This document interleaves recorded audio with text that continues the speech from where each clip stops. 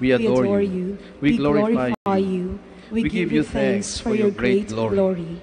Lord God, Heavenly King, O God, Almighty Father, Lord Jesus Christ, only begotten Son, Lord God, Lamb of God, Son of the Father, one God forever and ever. Amen. Please be seated. 65. Then that sin against the law and drag me out of my house, and they will stone me to death. So if I say, mahalata ng kanyang magulang, mahalata ng kanyang mag-asawa na si Jose. And so while she was worrying on the problem, the Lord is already working on the solution. Diba? So the Lord sent the same angel, Gabriel, to Joseph in a dream.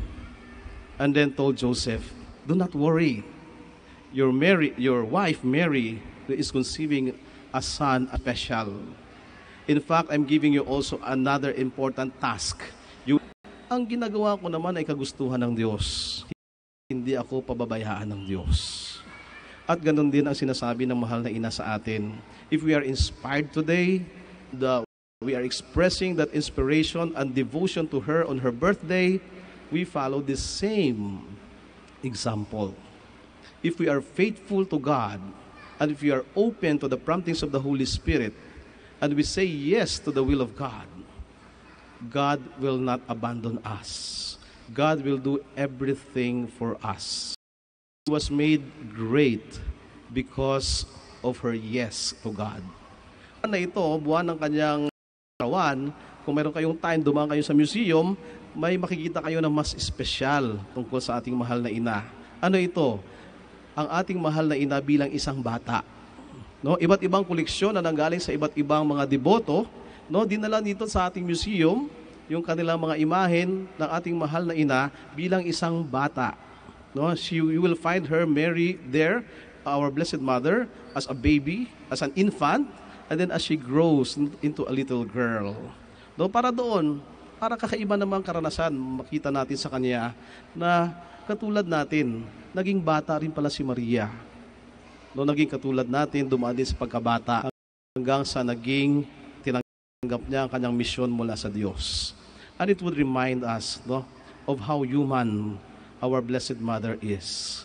Before she went into that pedestal, she lived among us. She lived like us. Just like the Lord, who is Emmanuel, God living and dwelling among us, the Blessed Mother is also living and dwelling among us, like us, one of us. Let us all stand.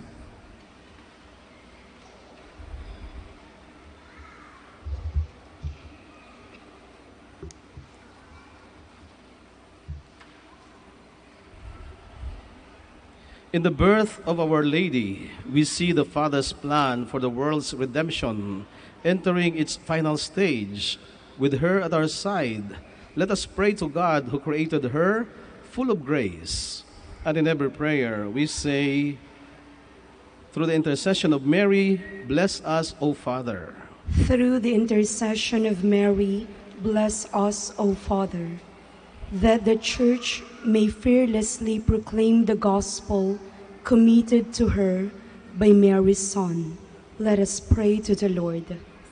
Intercession of Mary, bless us, O Father, that those without faith may turn to the Lord, who was born to save his people from their sins. Let us pray to the Lord. Through the intercession of Mary, bless us, O Father.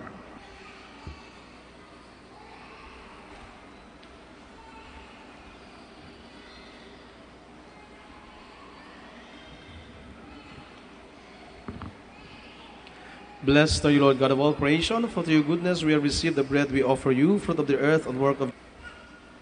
Pray, brothers and sisters, that my sacrifice and yours may be acceptable to God the Almighty Father. May the Lord accept the sacrifice at your hands, glory of his name, for our good and the good of all his holy church. As we celebrate with joy the birthday of the Blessed Virgin Mary, we bring you our offerings, O Lord, and we humbly pray to be given strength by the humanity of your Son, who from her was pleased to take flesh, who lives and reigns forever and ever. Amen. The Lord be with you. And with your spirit. Lift up your hearts. We lift them up to the Lord. Let us give thanks to the Lord our God. It is right and just. It is truly right and just, Christ,